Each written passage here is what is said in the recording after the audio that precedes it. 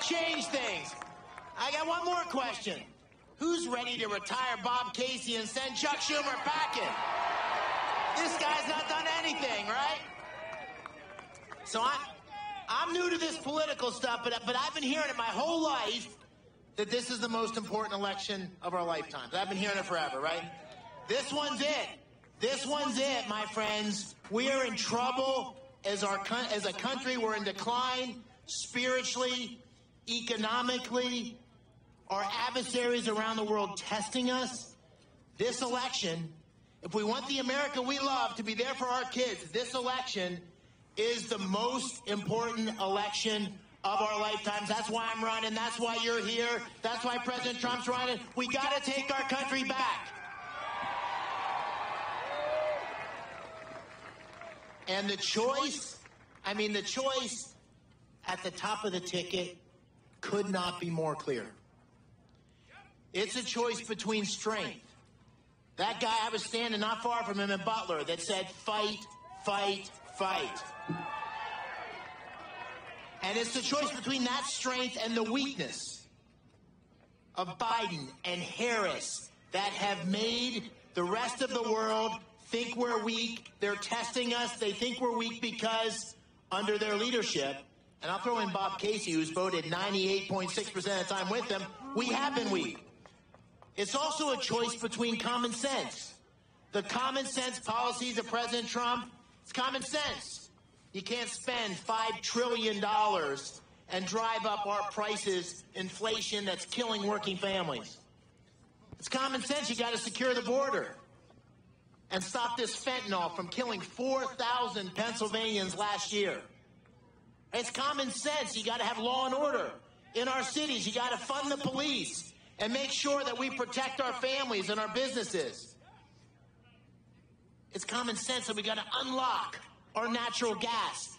We have the 4th largest natural gas reserves in the world. You don't have to ban fracking to ban fracking. You just have red tape and regulations. It's common sense we got to be energy dominant, which is what President Trump will do on day one.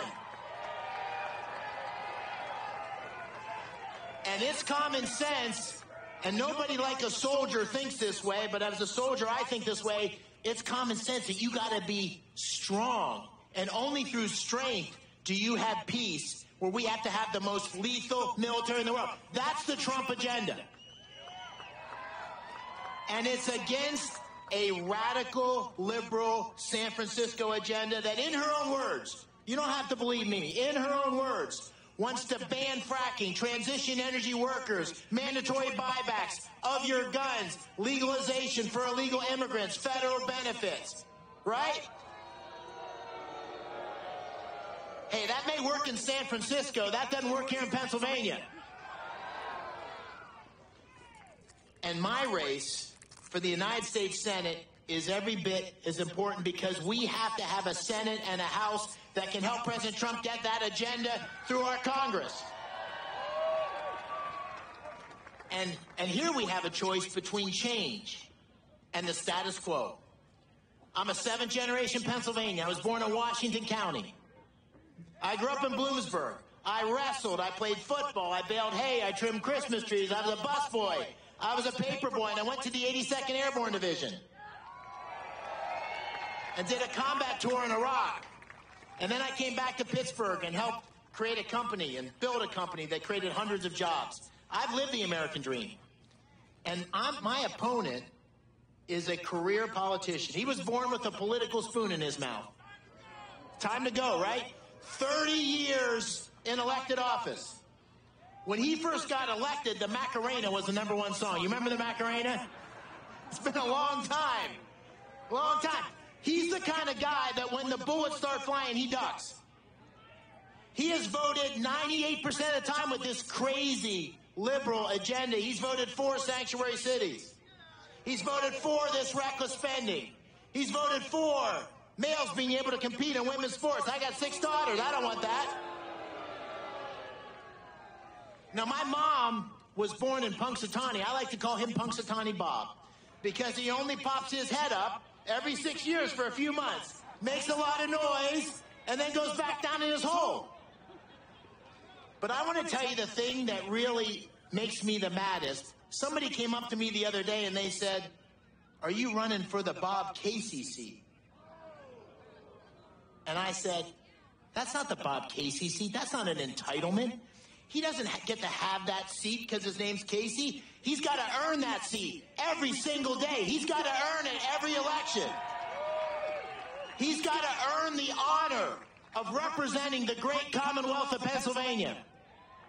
And we're almost there, my friends. We're 2 days away from getting our country back on track. It's going to happen right here in the Keystone State. This is where we're going to make President Trump president again. This is where we're going to win the Senate. And this is where we're going to take America back, right here in Pennsylvania.